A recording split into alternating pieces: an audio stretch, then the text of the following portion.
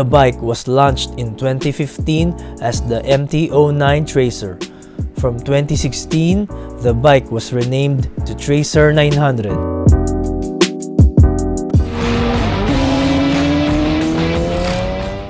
Hi guys! Welcome to another bike review. And our bike feature for today is this Yamaha Tracer 900. Kasama natin ngayon si Ramon and si Kit, the owner of the Tracer 900.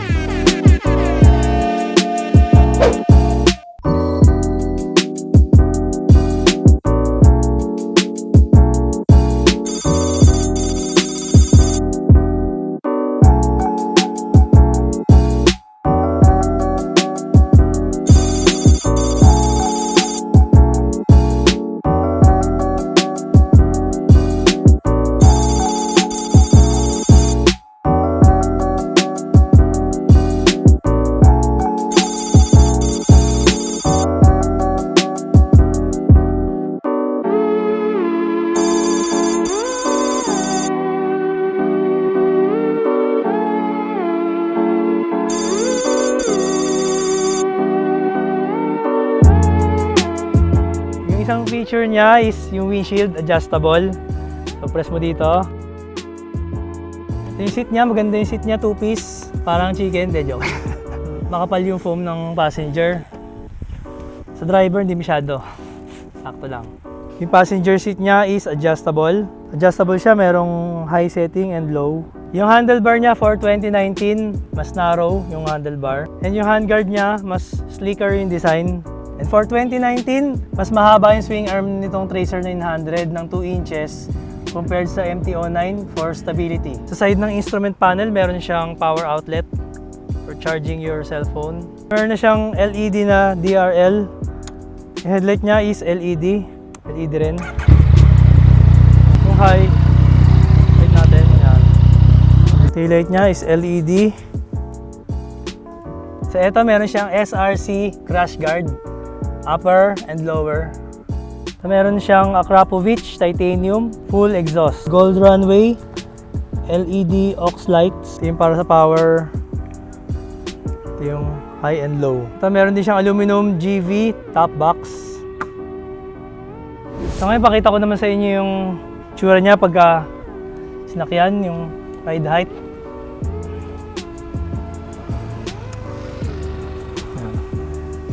Ayan guys, medyo mataas.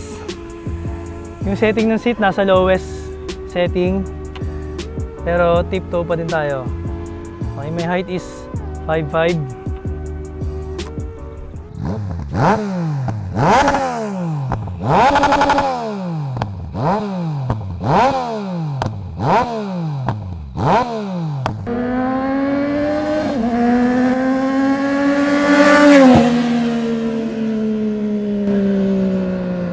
Okay, si Kit. Siya may-ari ng Tracer. Kaway ka muna sa camera bago malis. Ito yung Tracer 900. Reviewin natin. Okay. Let's go. Yun. Yun.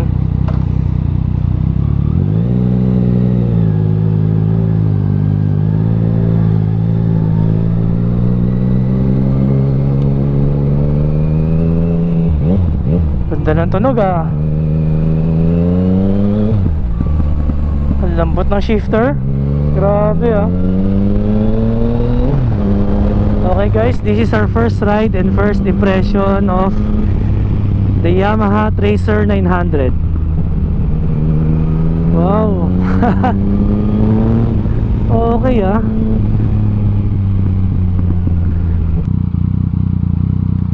Ganda yung suspension. Malambot.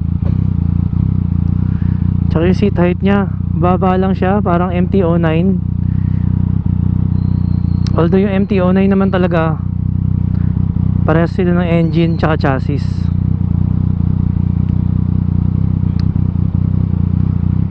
Pero in fairness, maganda yung seat nya, mas gusto ko.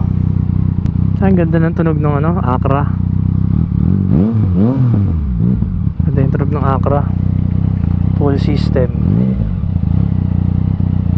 And then bagong bago siya guys, odometer is only 1,200. 20.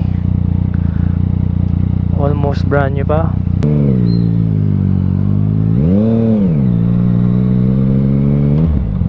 And we are in standard mode. Try natin siya lagay sa yan, A mode. Pag A mode, mas sensitive yung throttle niya sa A mode. Kainis. Lahat na lang ng bike na sinasakyan ko, nagugustuhan ko Hoy.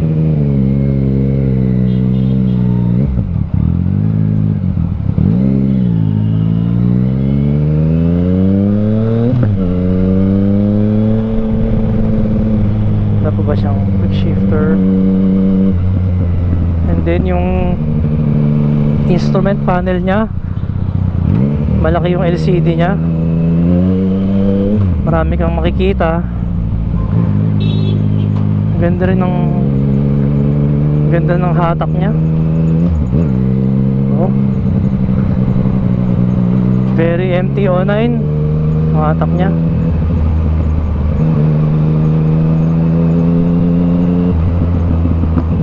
Very much like my XSR 900.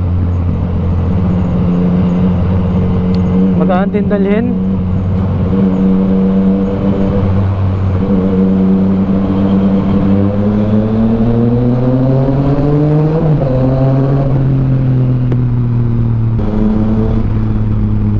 Parang mas refined yung engine nito Hindi ko alam bakit hindi siya ganun ka-vibrate.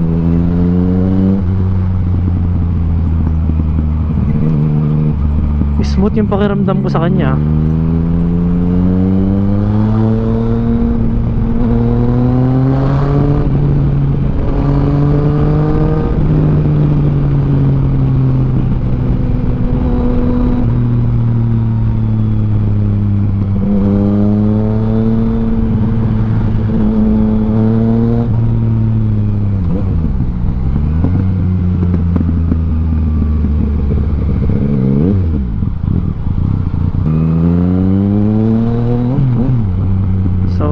Now we are in mode A.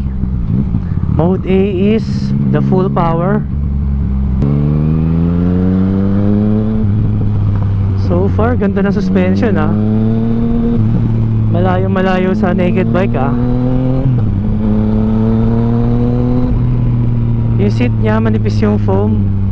Pero malambot naman yung foam niya. Hindi pa naman sumasakit yung puwet ko. Although comparing sa Z900 RS, mas comfortable yung seat nun. Makapal yung foam. Dito siya siguro hinabol nila yung seat height para maabot siya ng mga shorter riders. Kaya hindi nila kinapalan yung foam. Ngayon testing naman natin ang highway capabilities.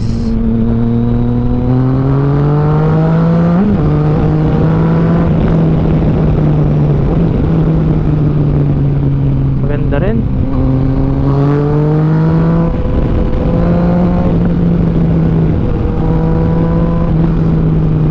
And meron na siyang konting vibration in high RPM, mga 7,000, mga 6,000. Meron na siyang konting vibration sa handlebar and sa foot peg.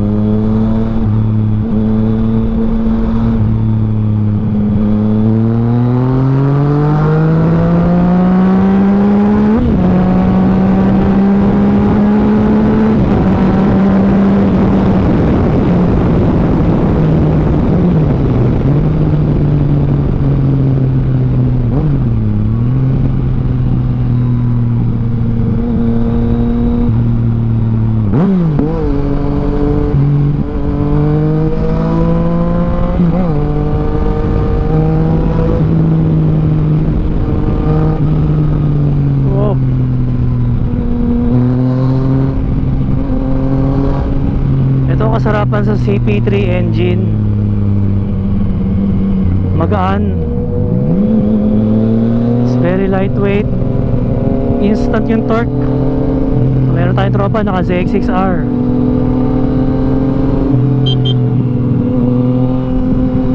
ZX6R. Ang kagandahan ng CP3 engines, they're very lightweight and the torque is instant. Pag piga mo, bibigyan kanya kagad ng bibigyan kanya ng magandang acceleration, magandang torque.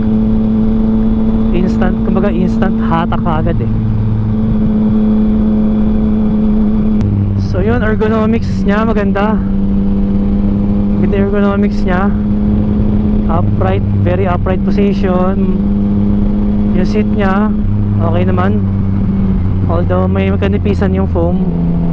And that mode A, kailangan yung throttle control mo maganda, kasi konting-konting twist of the throttle lang, ano siya eh, sumisibat na siya. Kaya kailangan maganda yung control mo. Sobrang millimeter na pihit lang,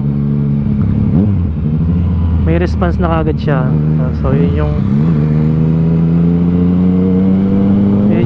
mahirap sa mode A. Mas advanced na siya.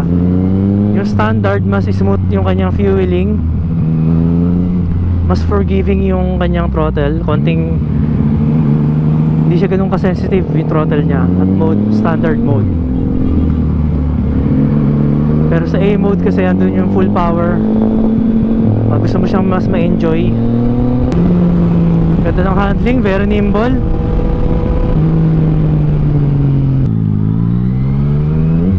Sa lubak naman, maganda yung play na suspension niya. So far so good, maganda yung play. Try pa natin sa mga lubak dito. More like a semi-adventure bike, hindi siya talaga true adventure bike. Kaya yung play ng shock, hindi ganun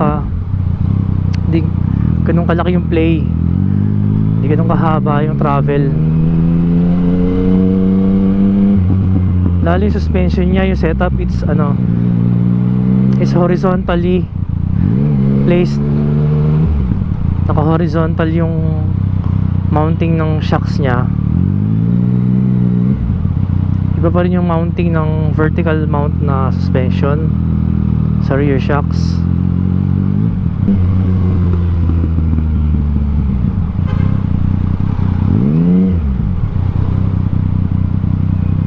Siyempre, ang gustong gusto ko sa CP3 engine is yung sound niya. Alam mo, galit na galit yung sound eh. Tunog niya galit eh.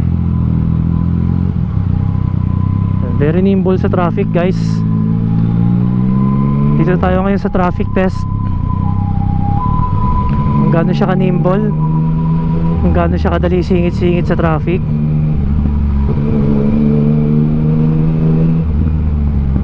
So okay naman, madali lang siya isingit, nimble and lightweight. The clutch is soft. I like the clutch. The clutch is light. Maganda yung clutch, maganda yung brakes. Yun ang gusto ko sa mga Yamaha big bike na ganito. The brakes, lalo kung napanood nyo yung video ko, gamit ko yung XSR 900.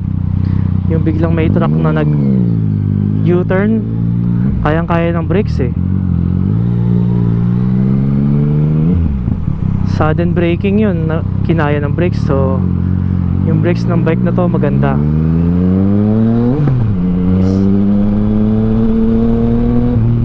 I'm sure parehas ng brakes, parehas ng engine, and parehas sila ng brakes.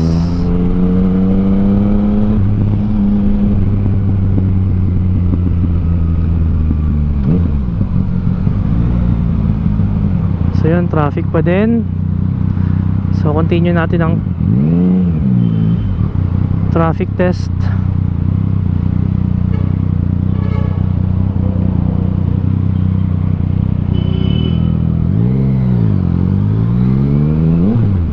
So again, this is my first ride and first impression of the Yamaha Tracer 900.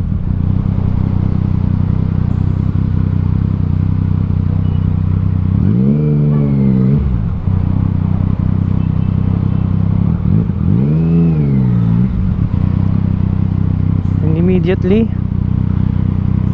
Nag-enjoy din ako sa kanya. Sobrang dali niyang gamitin. It's lightweight. It's nimble.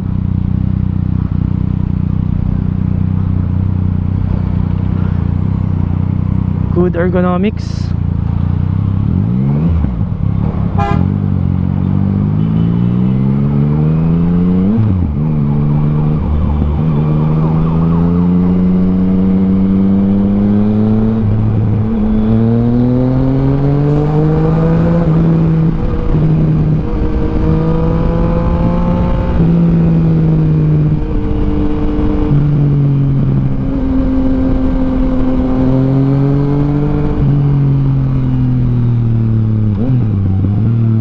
Sarap din gamitin, guys. Namimiss ko yung XSR 900 ko dito sa Tracer na to.